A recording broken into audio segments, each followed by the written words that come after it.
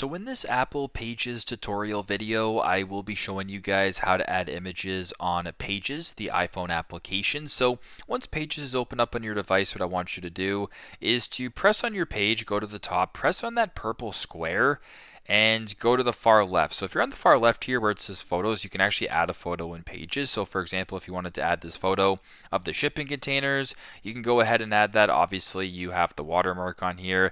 Now you can also do the same thing and add a photo from your own. So just slide this bar, press on the paperclip right here. Then you can select a photo from your gallery, the internet, etc. and you can add it that way as well. And if you want to delete it, press and hold. Then where it says delete, you can go ahead and delete it that way. But pretty simple, pretty straightforward. That is how to add images to your page on Pages. Thanks again for watching, and I hope this video helps.